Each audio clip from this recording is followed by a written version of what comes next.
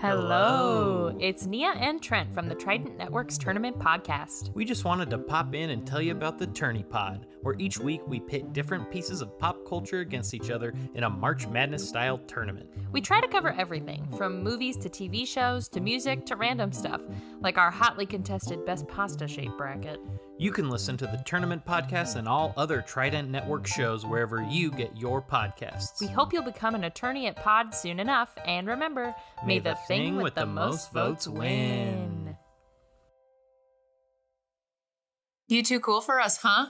Maybe I should whoop you in some basketball to show you a thing or two, huh? Excuse me? You, me, one game of horse. You're kidding, right?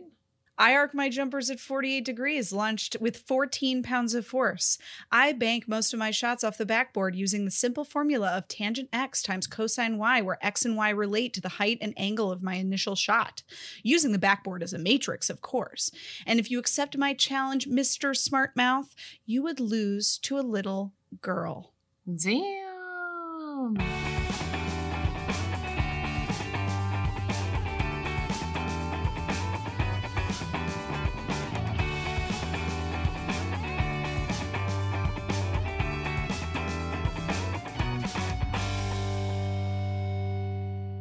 Hey, Val. Hey, Al. Welcome to D-Commentaries. Thank you. Welcome to you and welcome to all of our listeners. Today, we're talking about Alley Cat Strike.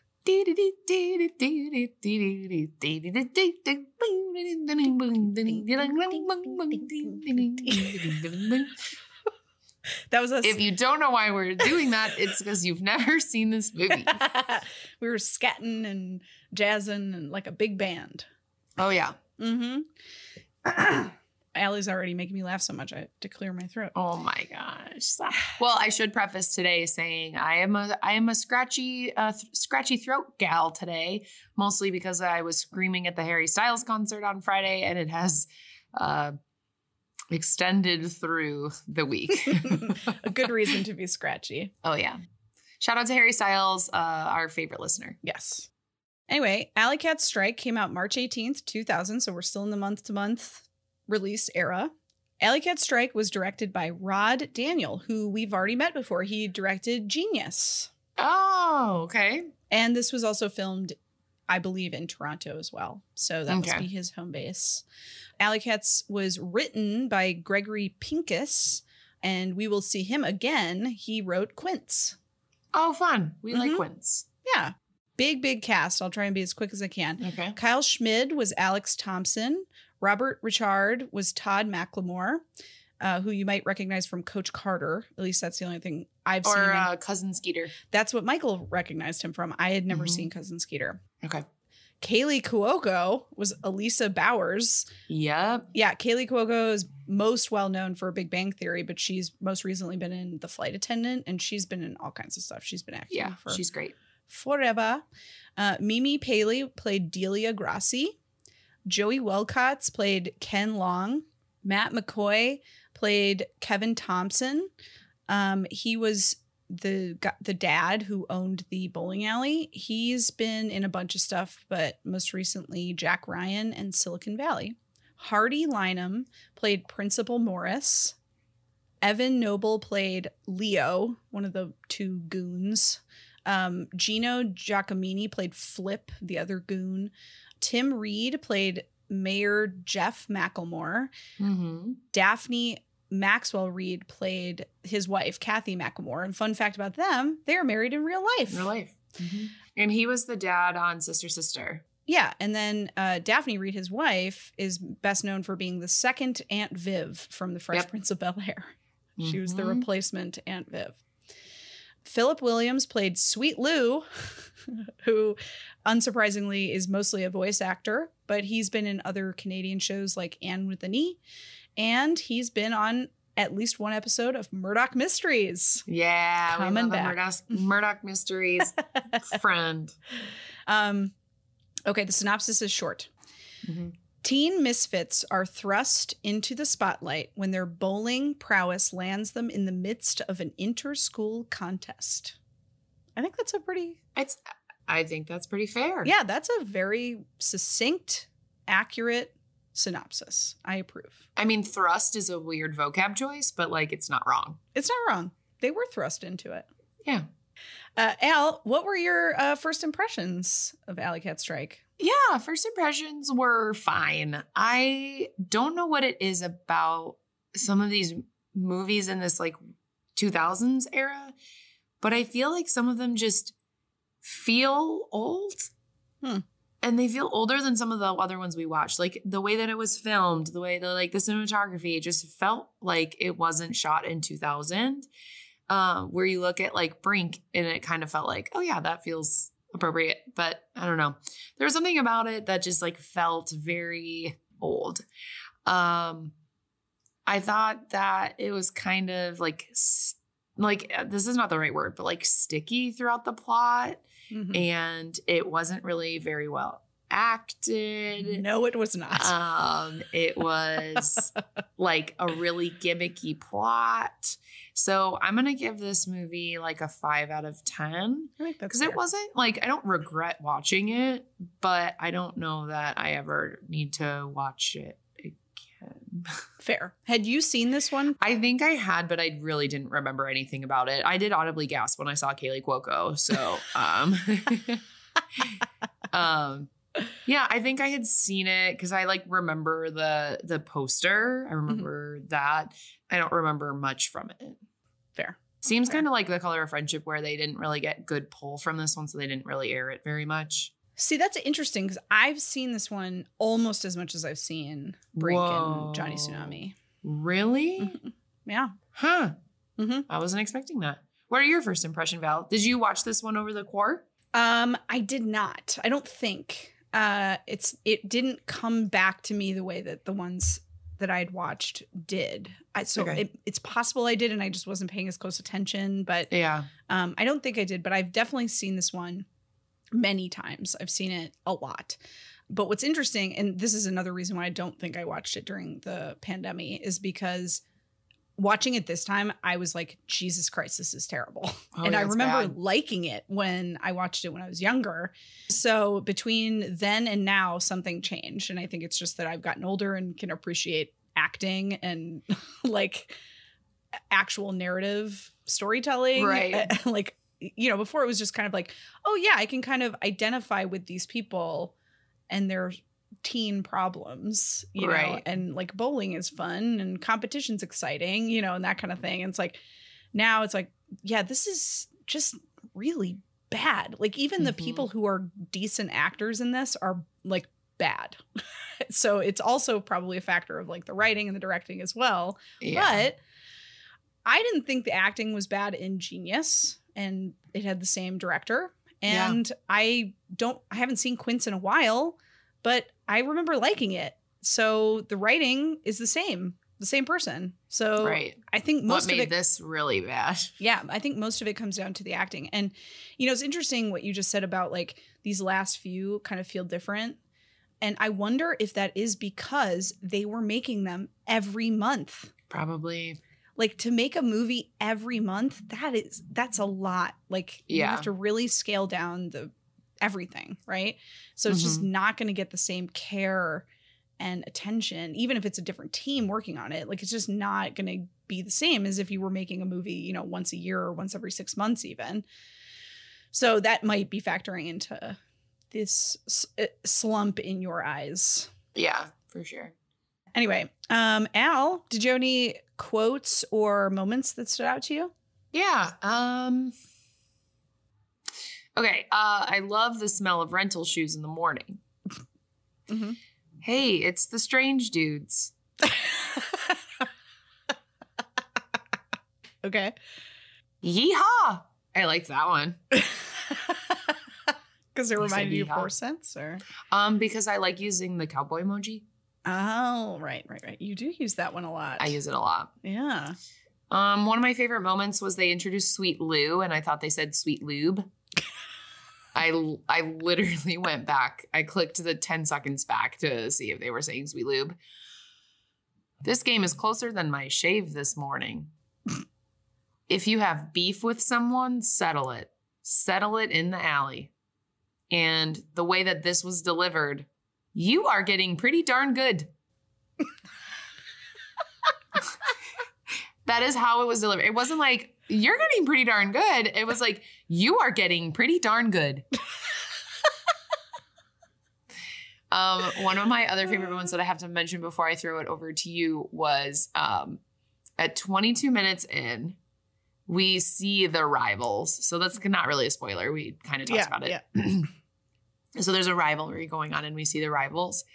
And in the background, there's a guy who's like an extra who just says, yeah, you did it. Yeah, great job. And then they did the subtitles for it. So you're like, who is saying these words?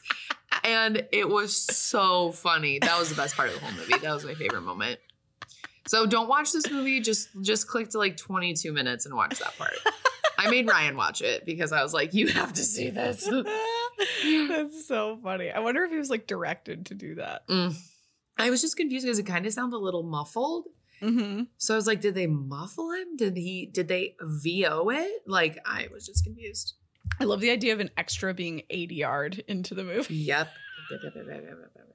Val, did you have any fave quotes or moments? I had some quotes. I don't know if I'd say fave, but the first thing I wrote down was, don't let those clothes fool you. She's a great bowler, which made me throw up in my mouth. Because he was talking about Kaylee Cuoco, who wore like a lot of girly clothes, and his implication was obviously that she's girly. Yeah, women can't bowl, actually, is what I've heard. Yeah, that really, really bothered me. So that was cool. And then there were a few lines where like they were, I think, inadvertently like insightful. Like at one point someone said, sometimes love and money don't go hand in hand, which I was like, whew, that's hitting real close to home right now. And another one that was like, it's a computer, guys. It's not real, which I was like, yes, more people need to hear that on a regular basis. Yep. I liked, haven't you ever heard of Backstreet Boys, Savage Garden, Aerosmith? Haven't you ever heard of Keely Smith, Louis Prima, or Sergio Mendes? I was like, okay. So that's from the beginning where we were scatting. Yes. They listened to a lot of swing music during. These teen outcasts, as they've been explained to be in the synopsis, were thrust upon the swing music. Yeah, they love the thrust themselves into the swing. They dress retro and they listen to swing music. They'd fit in great these days. They really would. I liked this. That's how leaders work. Because that's how you say that. Another like just beautiful insight. Different isn't necessarily bad. It's just different. This makes me worried for Quince. I know. Another actually insightful one. Where do you get off telling us how we feel? I liked that one. Yeah. I liked this expression. Splits or strikes. We're going to be okay. Oh, I liked that. Another shirt that I would wear. Yeah, it's a good one. And then this one was very sad. You could have the worst game of your life tomorrow and your friends would still care about you. That's so cool. That was just very sad. Yeah. Todd really surprised me in this movie. Yeah, for sure. Yeah, those are my quotes. I don't have a ton more to say about this. I was really bummed because I really liked this movie when I watched it growing up. And it truly is just that the acting is horrifyingly bad in this movie. Yeah, it's real bad. You know what really bothered me? And I think this maybe was like what, at least for me, like led to it being less good is that over like the narration, his narration and like the freeze frames explained everything. Like they made it would have been better without the narration. Right. Like show don't tell. It's a freaking movie. Like we don't need to hear, like they literally could have just removed every single bit of his narration and we still would have known exactly what was going on, Right. what the dynamics were between all the characters, what the takeaway was at the end of the movie. We don't need him to tell us what we should have learned from watching this movie. Right. Well, and it was like, and I was feeling sad at this moment. It's like, yeah, we can tell from your face. Well, if he were a good actor, maybe. Wow. He was like, he would like smile at the weirdest moments. Like, Okay.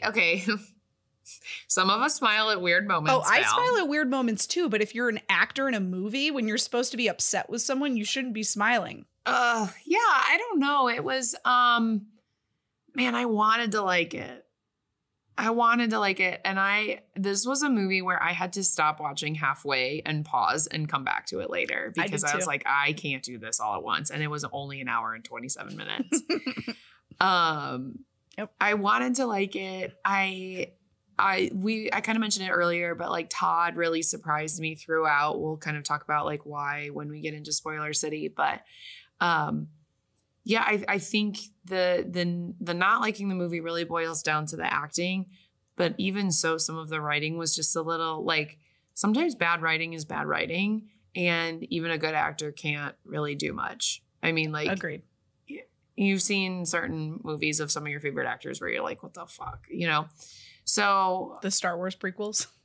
yeah, that I'm like, I feel like in my head I'm kind of thinking like some Will Smith movies where it's like, no matter who said it, like, you know, he's a great actor, but like some movies he's in, it's like, that's a bad movie. It's not Will Smith's fault. Totally. I don't know why he specifically comes to mind. I don't know. But he does. Any other things to mention before we head to Spoiler City, Val? I don't think so. I think I'm ready to go. Yeah, me too. And now it's time for a word from one of our sponsors. Don't want to talk about the weather or the pandemic?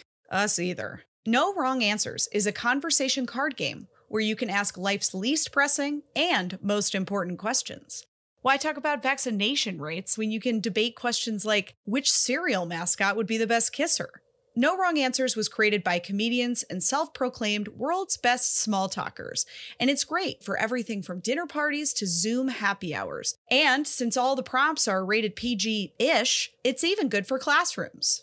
We can't believe it either, but the holidays are coming up. And you know what makes a great gift? No Wrong Answers. Save yourself from all those awkward conversations and just throw these cards down instead. For every purchase, a portion of the proceeds go to the Greater Chicago Food Depository. So not only will you have a great time, but you'll also feel good playing this game.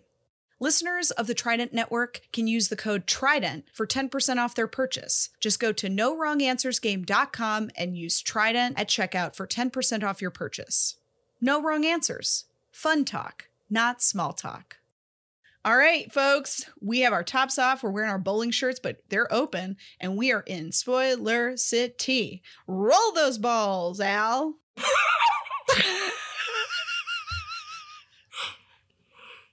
Oh my God. All right, we're rolling the balls. Was I as good as Sweet Lou? Sweet Lube. Yeah, was I as good as Sweet Lou? Welcome to Spoiler City, everyone, where we spoil the movie for you so you don't have to watch it if you don't want to.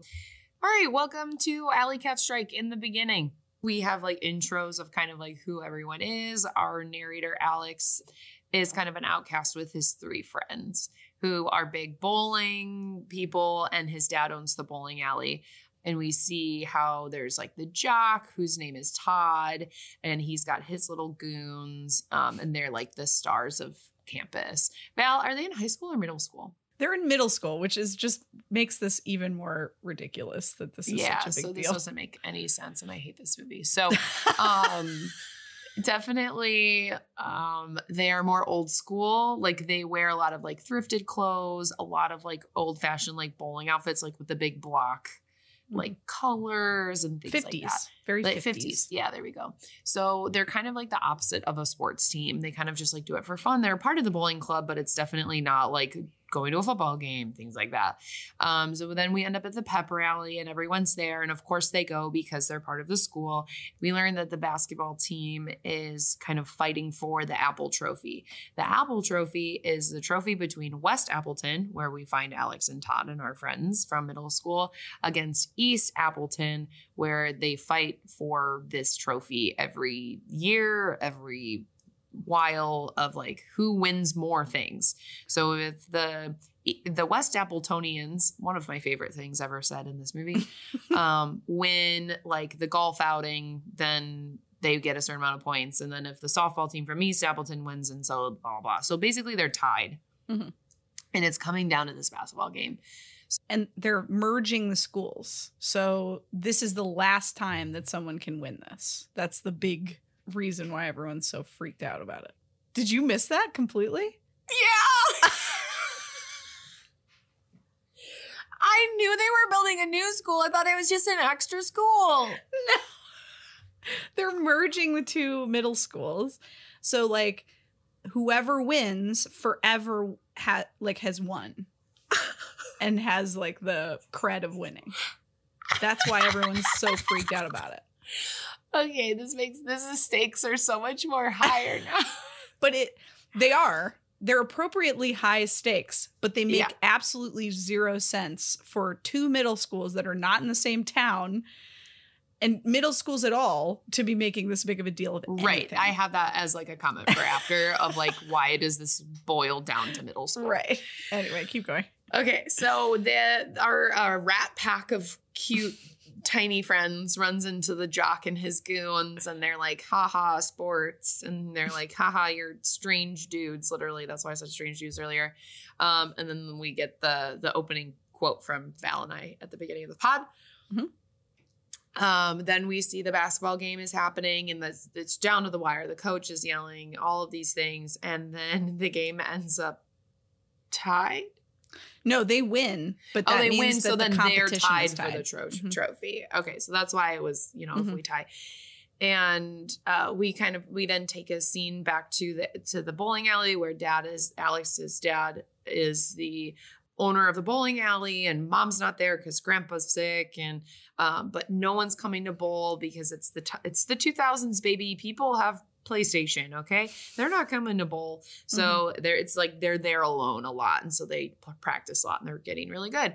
We see basketball wins, and then we meet the mayor, who is Todd, the star of the team, his dad. So the mayor is like, oh, Todd, you're so cool and so fun and my perfect son, and you're so sporty. You're sporty spice. And they're like, okay, well, you need to like win, but we don't know what the win is yet because they're tied. Some kind of thing is going to boil down. You probably already know what it is based off the title of the movie and what we've been talking about this entire time. So then we have mayor versus mayor drama. We have the West Appletonian mayor, which is Todd's dad, and then this other just random mayor guy, which is Mayor Handberg, which the whole time I thought they were saying hamburger, which would have been way more fun. So then the East Appletonians decide that bowling is what it's going to boil down to because it's the only thing that they haven't really. It's the only thing on the list of tie-breaking sports that both schools have teams of. Yeah, so they couldn't pick like swimming if one school didn't have swimming. Right. So they both have a bowling team. So this is what it's going to boil down to. They look through to see who's on the bowling club, and we find out that the star basketball player, star football, like the star of the entire school, Todd, actually was signed up for bowling club. We find out one of his goons like secretly signed him up as a joke, but then now since he's a part of bowling club, he has to participate. And so then Todd ends up going to the bowling alley. Mayor goes to the bowling alley, and we see Alex's dad, the owner of the bowling alley, and the mayor kind of snicker at each other about something. And we're like, what's going on there? And yeah, they clearly don't like each other. Clearly don't like each other, but you obviously know something happened with the Apple Trophy because we're adults and you can put context together. So at the beginning of bowling, we see that Todd is a terrible bowler. And so the Todd and Alex rivalry kind of still ensues of like, you suck. And he's like, but I'm the golden child, but I'm going to keep practicing. And the teammates, so like the Kaylee Cuoco and the Delia, and I don't remember the third guy's name. Ken. So we see his really good friends. Like the four of them, Alex and his friends are just like not for Todd being on the team, and they kind of have to deal with him. And there's still that rivalry that we see. Then Todd and Alex are like, oh, well, we should go kind of like spy on East Appleton to see how they're doing. So they go over there, and then we see Sweet Lube show up and give he's a fancy bowling coach. Wait, Sweet Lube shows up at the bowling alley? He shows up at the East Appleton bowling alley to help them. No. That's a different person. That's a totally different person. Fancy bowling coach. Yeah, that's not Sweet Lou. Sweet Lou is the announcer. That's the cousin of Mayor Hamburger, who's a professional bowler. His name is Whipsaw McGraw. Oh. Well, he's Sweet Lube now. Okay. So Whipsaw is a fancy bowling coach that showed up. But he is like kind of like that actual like real life bowler. There's like a video of him winning, and he literally like gets the strike and goes, "Who is?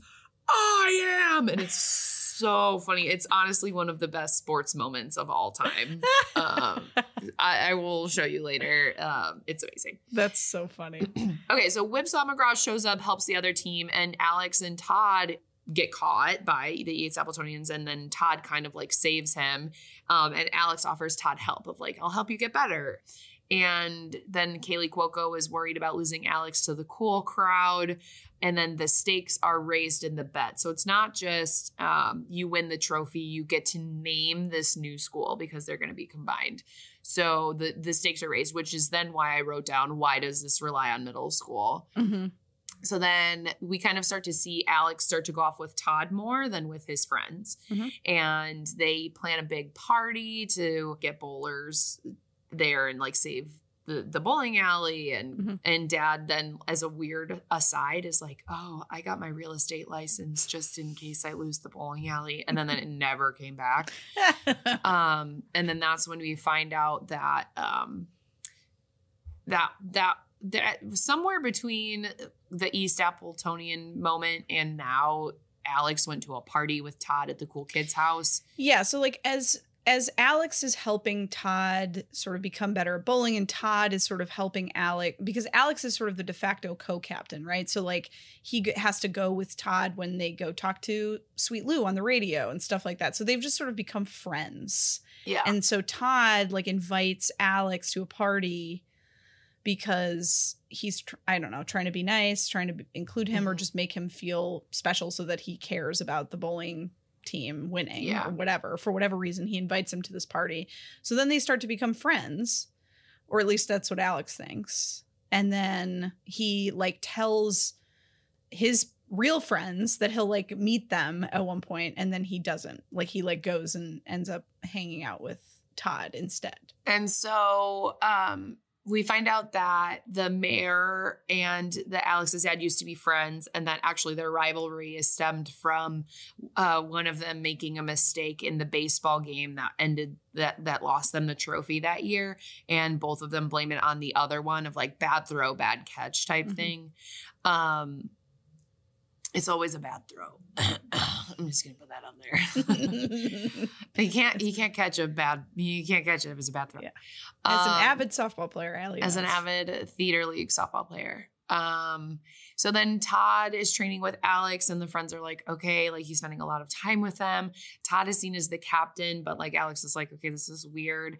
And throughout this, like we said, Todd actually surprises us of like, Todd actually is really nice, and Todd actually works really hard and is getting really good and does everything with good intention, when in the beginning you think that he's kind of like an asshole and he's doing it with bad intention, but he's actually like really well intentioned. So then they have the party at the bowling alley, and Alex isn't there, which is really weird because it's his dad's bowling alley, but then he comes out in style wearing a shirt, pants, and sunglasses. Yeah. Well, he's not wearing his normal like bowling shirt retro clothes. Cool. He's wearing sense. Like a oversized sweater, 2000s oversized clothes. khaki pants. Yeah. So his friends are mad. They're mad at him. And then Alex like chases after all of the cool jocks, and they hear him talking kind of about like mean about him, being like, oh, we don't want to hang out with him anymore after this. And like, once we win, we won't have to ever talk to him again. And so he kind of like gets the wind snapped back into him. And I wrote Alex quits. Does he actually quit? Yeah. Well, he like storms out. He's like, I'm done. Cause like, he thinks Todd wasn't there in that conversation where they're like shit talking Alex. But I think Alex sort of assumes that Todd feels the same way. So then, Todd talks to Kaylee Cuoco, and she realizes, wow, you're actually like a real human being. You're not that bad. Todd apologizes to Alex. Alex apologizes to his friends. And then we get to the final showdown where they're tied going into like the very end, and Alex gets 3 strikes, and then it's up to the last person. They get 3 strikes too. So they're up by like a little bit because of the way that bowling math works. So Todd needs at least a spare to win. And then he gets a 7-10 split. So that means that like there's one on the very end of each other. So there's like everything in the middle is gone, but there's like back row is there. And then finally we see Delia, who has this entire time said, I don't want to bowl. I don't want to bowl. I don't like the pressure, is like, I can do this. And they're like, really? But once you sub, you can't sub out. Granted, it's the last thing. It was like a huge thing of no subs. And then they didn't talk about it until the last like 4 seconds of the movie. It was stupid. So she grabs her ball. She licks her finger as if she's testing the wind.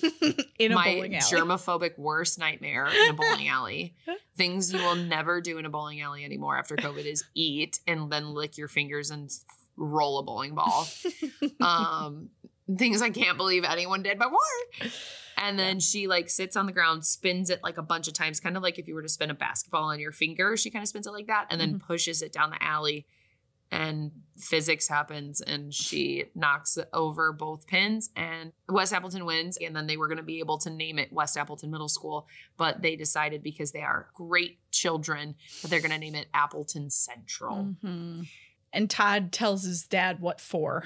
Oh, yeah. Todd was, his mayor dad was kind of like meanish. Not meanish. He was just like passionate about winning. He was putting everything on his son. To like win for his ego, like all of these things. And it's like, he couldn't enjoy himself because he felt all this pressure. I mean, I admire Todd again from that too, because he was able to stand up to his dad, and not everyone can do that. Totally. So it was a very like manufactured situation. Yeah.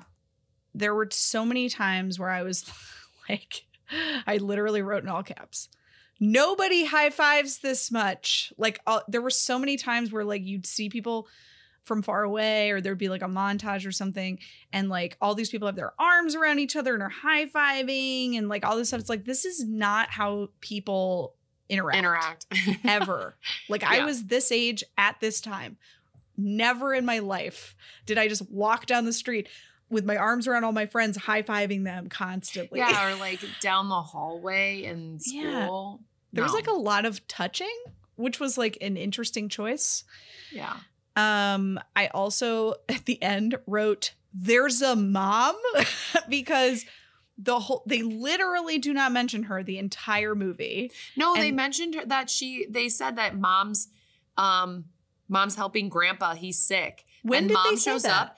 Oh, like 3 times. Oh, and then he was totally like, I talked to mom on the phone. That's the first time I noticed. So that was the second time they mentioned her. And then I think her third arrival is there. And then when they move the camera and they're all hugging, you see grandpa on crutches.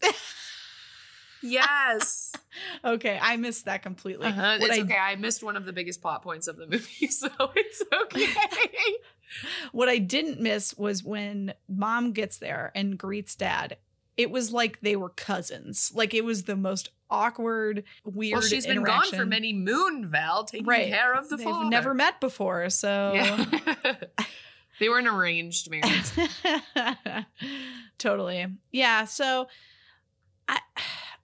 what annoys me the most about this movie, and I think I said this earlier, is that it actually has a good message. It's talking about like the difference between like enjoying something and making it have to mean more than that. And like, it also talks about like pursuing your dreams versus like having to make money. Like there's a lot of like real, very relatable things that are going on in this movie, but then it's couched in this absolutely ridiculous, overly done, manufactured bullshit. And it's such a shame because it's a good message. And it's a fun idea too. Like the idea that like the bowling nerds like all of a sudden have to win the trophy for the whole for the whole school. Like that is a fun idea in concept. They just didn't execute it well at all. Right. Yeah, I don't know. There was just something that just felt like it was kind of half-assed. Yeah. Yeah. I would agree with that. And, you know, at the time, I'm sure it was really fun and really great. It's just not for, you know, late 20s Early 30-year-olds. Yeah, but unlike a lot of the other ones where it's like, I saw this when I was younger and so I can give it some grace. Like this one, I just really had a hard time with it. Yeah. For whatever reason. Yeah. Yeah. Oh, I well. don't really have too much. I don't know. I just think it's weird that they like relied on the middle schools. Because if you're going to rely on any kind of school, I feel like it'd be a high school. 100%. And that makes more sense too. Like 2 towns would not merge a middle school. 2 towns might merge high schools if they both don't have enough students. Right. So, and like also high schools do have those kinds of rivalries where they like pass a trophy back and forth. I also had that I went to Indiana University and we had that with Purdue.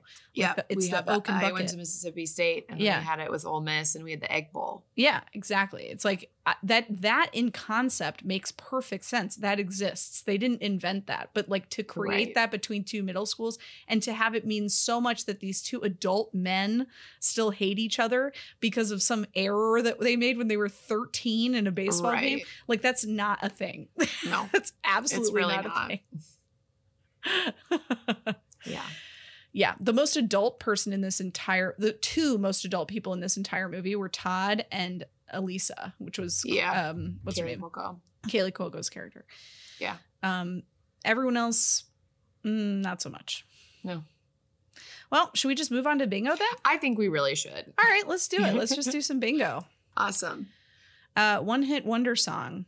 I don't think so. There was a lot of music in this, and there was a lot of music in this. All of the swing music, for the most part, was from the same person. So it's obviously not a one-hit wonder. It was the Bill Elliott Orchestra, in case anyone was curious. Although, I feel like I looked up the Alley Cat Strike song. Yeah. I just feel like that is a song that was written for this movie. Okay. I thought it was a Bill Elliott song, but I could be wrong. I don't know. Could very well be wrong. I could too. Neither one of us wants to look it up. So let's just count it as one-hit wonder. We'll mark it, and if anyone has beef with us, settle it in the alley. Yeah, we'll settle it in the alley. All right.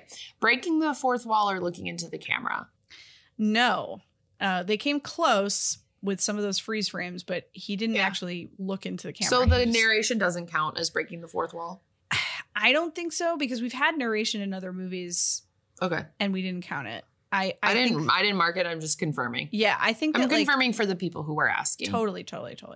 There was a lot of freeze framing, and if like he had pulled an Office and like looked at the camera before the freeze frame, then absolutely. Yeah. But he didn't. It just sort of would like freeze on the frame for absolutely no discernible reason, and then he would just start talking. Okay. Holiday themed. Nope. Clunky metaphor. Yeah. 7-10 split, baby. You can have fun and win if you do it right. Yeah, I think that's a fair assumption. Fair comment. Yes. Great. Parents who just don't get it. Yes, to the mayor. Yeah, the mayor is definitely a parent that just doesn't get it. Yeah. Cool non-parent adult. The cafe lady? The cafe lady and Sweet Lube. Oh, yeah, Sweet Lube, of course. Yeah, because he did have some good narration in there. Or commentating. Yeah, for sure. Someone too famous for a TV movie. I marked it for the mayor. Oh, okay. Yeah, and Viv, I guess, too. Both of them were. Yeah, you're right. Mm-hmm. Competition to resolve central problem. Yeah. We're going to get to more of these in short order. Definitely. They're coming up. A montage sequence. Like 5. Too many. Yeah. Too many. Anytime they wanted to like move forward in time, they just did a montage. Cliche villains. I think there's a lot of cliche villains in this movie. Yeah. Like the other team is played up like villains. His goons are like, villains. Yeah. The mayors are kind of like villains in their own way. There's a lot. Yeah. There's a lot. Clothes or items you owned. I mean, I probably owned like every outfit that you had. All those jeans. I know you had all those jeans. In fact, Todd was for a period wearing these like army green cargo pants, and I had exactly the same cargo pants. Stop. That's so funny. But yeah, like a lot of like the sweater and the layering, like all of that stuff, like a lot of what Delia wore I had, like that was very much my aesthetic. I had a personalized bowling ball. No, you did not. I did. It was blue, glittery, and it said Al on it. Were you on the bowling team? Nope. My dad bowled a lot for church, and so my sister and I would go all the time. And so for Christmas, we got bowling balls one year. Oh my God, that's so cute. Do you still have it? No. Oh, okay. No, I don't think so. I mean, it might be in my mom's basement, but I think whenever we moved like out of my childhood home, we probably got rid of it. Oh, okay. I'm not very good, but like it was like a fun thing to do. So when in 2000, when they're like, we're having trouble getting people in the bowling alley, I was like, I used to go all the time. Yeah, I used to go a lot in like middle high school with my friends, but I really bowled a lot when I was a younger counselor at camp because on our nights out, when we weren't old enough to go to a bar, there was like nowhere else to go. So we go to the bowling alley and we bowl fun. And they had karaoke and, you know, like games and all kinds of stuff. So we just like hang out at the bowling alley like every single night out. So yeah, we got pretty good. Like when we were at CATs, our boss, he was a big bowler and one of his best friends was like a semi-professional bowler. And so he like on a night out as like a treat, he had Rooster, his friend, come and teach us how to bowl. Rooster. I know. And whoever got like the highest score got an ice cream sundae and I got an ice cream sundae. Yay. Val's a rock star. Rotten Tomatoes 40 to 60. Oh boy. I'm going to guess this is on the low end. I'm going to say 40 exactly. Way off. Uh-oh. What is it? It's a 61. Come on. Yeah. Really? Yeah. This movie is a 61? That offends my sensibilities. I know. So we don't get the box, and Val also cries tonight. Man, that bums me out. Okay. Happily Ever After. I mean, yeah, absolutely. Yeah, because they're like, we like each other. Mm-hmm. Almost kissing. I wanted to see that chemistry between Kaylee Cuoco and Alex, and it just wasn't there at all. Yeah, it wasn't there, but it honestly looked like Alex wanted to kiss every single person he was having a conversation with, mostly because of the smizing. So yes, he smized so much. I honestly thought he had more chemistry with Todd than he did with Kaylee Cuoco. Yeah, 100%. So yeah, there was nothing going on there, and I wonder. I'm genuinely curious if that was intentional because like they might have just been like, we don't want to make everything about having a romantic connection with the only girl who's like girly in this movie, but it also could just be that they had absolutely zero chemistry whatsoever. Right. I don't know. Someone who became famous, Kaylee Cuoco. Oh yeah, she's great. Yep, she's great. Betraying of one's real friends or values. I would say yes. Yeah, Alex and the hip kids. Yeah, choosing the cool kids over his pals. I mean, it's very light betrayal. It's not like in Brink where he like straight up lies to his friends. Right. But Alex kind of gets seduced by the trappings of being cool. Mm-hmm. Your childhood crush. No, I mean, I thought the kid who played Todd was handsome. He was one of my childhood crushes because of Cousin Skeeter. Okay. See, I only saw him like later in Coach Carter. Mm-hmm. Who he's also so handsome in Coach Carter. Yeah, he's a very good looking guy. He's got like beautiful eyes. Yeah. He's a very nice looking person, but I don't remember in particular like watching this movie and being like, that Todd guy, you know, I don't think I had a reaction to him. Yeah. Really. Yeah, I definitely did. All right. Well, it counts then. Thank you. Obviously bad special effects or stunts. I didn't really see any. The only things that I noticed were like when they were bowling, they were just showing the same shots of like the 7-10 split and the same strikes and the things like that. But that's not like special effects or stunts. It's just like obviously bad editing. Right. Like there was actually one time where they did that with an Alex reaction too. Like they literally they went to him, he had a reaction. They went back to the other person. Then they went back to him and he had the exact same reaction. I was like, what are you doing? Yeah. So yeah, I think that was more of an editing issue than like. To add on really quick to like the bad acting too, is sometimes you could see like We're rolling and we're reacting now. And then you would like see like the delay, 1 second later. Like I noticed that at the very end. Yeah, I felt that a lot in Johnny Tsunami with his performance in particular. And it's very possible that that was an issue here as well. Where they were just like not being directed well. Yeah. Okay. We've got our DCOM stars, Eric Von Denton, Kirsten Storms, Ryan Merriman, Kimberly J. Brown, or Lawrence Brother. And that's a big NO for that one. Yeah. Nope. A musical number? No. Val, it will always make it a better movie if it were a musical. This would have been an 8 out of 10. I think it would have been neat to see this as a musical if it were like all in the style of like the like 50s. old timey. That would have been so big cool. band like stuff. And then maybe like one number that Todd does that's like modern music. Oh my God. Wait, That should would we be cool. write it? Okay. Should we write an Alley Cats musical Oh my God. and put it up on TikTok? Yeah. Yeah. Ratatouille. Ratatouille the musical. All right. Done. Done. All right. Done. Okay. Magic. Nope. There is science in this movie. Are we going to count science as the real magic? I don't think so. Because it's not like magical. It's cool. Like what she does, what Delia does at the end. But it's, I don't think it qualifies. All right. Someone says the title of the movie. In the song. In the song, yeah. But does that count? I'm counting it.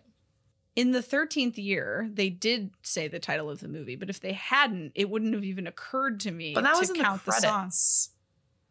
Okay, all right, fine. You're right. Okay. Scooby Dude. So I think in a way, Delia kind of Scooby Doo's this one. Yeah. I think you could make that argument. That, and if one of the issues is the winning of the trophy of like getting to name the school and like that, like that's all on the kids.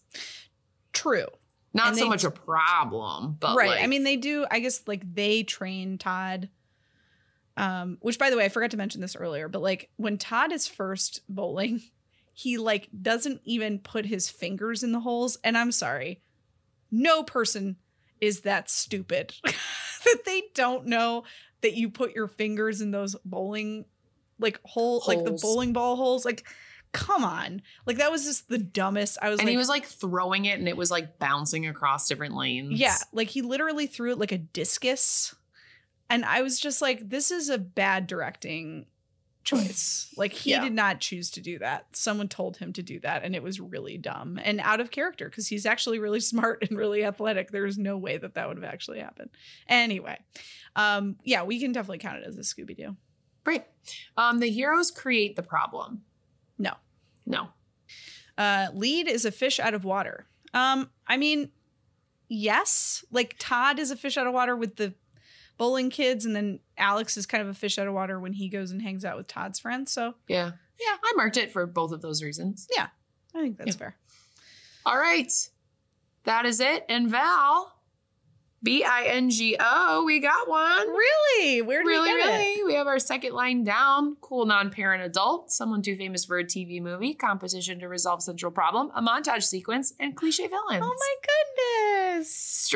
We Alley Cats striked our bingo square. Yeah, we did. Congrats. Thank you. You too. Thank you so much. Hey, you got a game for us now? Yeah, this week's game is inspired by that my name is in the title of this movie, Alley Cat Strike. Okay. Because how cool would it have been if it was Alley Cat Strike? So we're going to go through the list of names that I have been called that are not Allie while I've been at work. I have a list of them. Okay. What's the game? The game is reading the list of names I have been called. What? Okay, we're going to start with our first one. We have Alicia Cat Strike. We have Holly Cat Strike. Natalie Cat Strike. Val's mad at me. I told her she'd be mad. Allison Cat Strike. Allie with an ALI Cat Strike. Allie with an ALLY. Alli cat strike. Allie cat strike. Okay, actually, someone actually did spell it Allie, like cat strike. Allison spelled differently than the previous Allison cat strike. So if you're watching me do this, I have a list of names on my whiteboard here. Alex cat strike. This is a good one. Wendy cat strike. What? Allie, A-L-I-E cat strike. Abby cat strike. Alice cat strike. Annie cat strike. Uh-huh. Ellie, E-L-L-I-E cat strike. It's like when I did the Russian accent. Ellie. Ellie. Ashley cat strike. Ale, A-L-L-E, because that's not Allie. Julie cat strike. Abby, different than the other one before. I-E cat strike. Aaliyah cat strike. And my favorite, someone cat strike. These are all names I've been called over the phone or in an email while I've been at work. Val, which one's your favorite? Well, I need, like, so why? I obviously understand all the ones that sound like Allie in some way. Yeah. But, like, Holly, Wendy, like, what the hell are people doing? Yeah, it's really cool. When they give a phone call, I'm the only one who answers the phone, and they say, yeah, I think I was talking to Julie. Yeah, I was having a conversation with Natalie last week, actually, and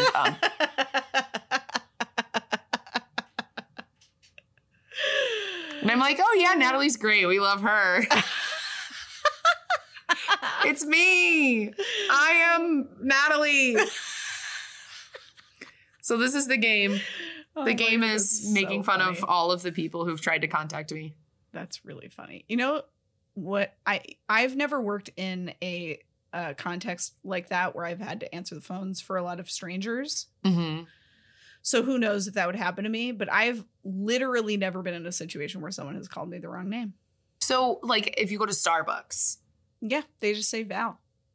It's never once been, like, spelled wrong, said wrong. Wait, one time at Wingstop. We love Wingstop. My me and Val. receipt said, like, I think it just said VAG.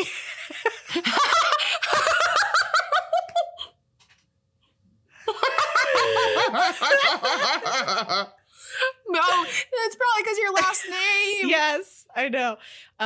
But yeah, that was on a actual receipt. I took a picture of it because it was so funny. So that was the one time where something like that happened to me. Wow. Well, let us know if you get, so this will be our game for this week. We'll put it on Instagram. Let us know what names you've been called that are not your name, or if it's spelled wrong all the time, or if you get something else. I mean, a big reason why I started going by Allie is because people couldn't understand what I was saying when I said Al, or they would say that's a boy's name, or how do you spell that? And so I just got really sick of it because I had been that way since kindergarten. So when I went to college, I switched to Allie because it was just so much easier. I didn't know that. Mm-hmm. And so now, like, my close friends call me Al. All of you are welcome to call me Al. It's what I prefer. So Allie's kind of more of like a stage name, I would say. I've known you for years, and you have never told me that. I don't really like offer it up. Like, I don't really say like, oh, my name's Allie, but you can call me Al. You know, like I don't think about it. Wow. I've just been calling you Allie. Yeah, because you put yourself in my phone as Allie. Yeah, because that's how I introduce myself. I don't correct people. Right. The only person who I don't like calling me Allie is my mom. Because, like, that's weird. I'm like, don't call, like, that's not for you. It makes me want to throw up whenever she's like, oh yeah, I'm Allie's mom. I'm like, that's really funny. But like, there are some people who will probably hear this and be like, oh, there will be a lot of people who will listen to this and be like, oh, I didn't know that about her. What a interesting thing that I did not know until just now. Yeah, so that's a fun game. It was a fun learn a fact about Allie time. Well, any last thoughts, Val, about the pod, about the movie, about Alley Cat Strike, about Alley Ring Cat Strike? Well, I love Alley Ring Cat Strike. She loves you. She's a doll. As always, we thank you very much for listening, and we always appreciate if you have a moment to tell a friend or to leave a review or to interact with us on social media or any number of other things or any combination of those things. We appreciate you. Yeah, and if you didn't know, if you don't follow any of our social medias, we did hit 1,000 downloads this past week with the Color of Friendship pod, and we I don't even think there are words to thank everyone. I told Val at the very beginning, if we do this for 5 people every week, that's what matters. We hang out with each other. We have a great time. We get to rewatch these really fun movies. And if only 5 people listened, we would be grateful to have those 5 people every week. Mm-hmm. So the fact that after 14 episodes, we've had 1,000 downloads, that's just incredible. We can't thank you enough for wanting to listen, for continuing to listen. Mm-hmm. And like we said on our social media post, we can't wait to be there for the next 1,000 downloads, 2,000 million, all of these downloads. Yep, I'm not even saying real words anymore. We're good. Al's trying to not say that she made a really funny joke in our TikTok. We're going to be around for the next 1,000 years. So we're grateful for the first 1,000 downloads. And without you, we wouldn't have any downloads. We would actually have 2 downloads every week if it was just me and Val. So we're really grateful for you all. And excited to have you all on the journey, and let us know what you want to hear too. Yeah. We are always open to feedback. If you have ideas for segments or games, or if we should do bonus episodes of movies that aren't DCOMs, you want to hear it, let us know. We're here for you. Val, before we leave, this might be important for the end. Zach did give me a piece of a note of, he doesn't really go on social media, so he doesn't see what movie is coming next. And so he said maybe we could mention it at the end of the pod, join us next week for this. That's a great idea. That is something we will add. What a great note. Yeah, thanks, friend of the pod, Zach. Thanks, Zach. So next week we will be watching Rip Girls. Mm-hmm. A new one for me. New one for Val, a potential new one for me. I have no idea. I just know there are blonde people in it. me as well. That's all I know. So join us for Rip Girls next week. And thank you again so much for listening. We absolutely adore you. Yes, we do. Bye, Val. Bye, Al. This podcast was produced by me. And me. And it was edited by me. The music was composed by Michael McNally. You can find us online at thetridentnetwork.com/dcommentaries-pod. And you can find us on Instagram and TikTok at dcommentaries. Dcommentaries is a part of the Trident Network. To learn more about our videos, live shows, and other podcasts, please visit thetridentnetwork.com. Disney Channel original movies. Damn it, Allie.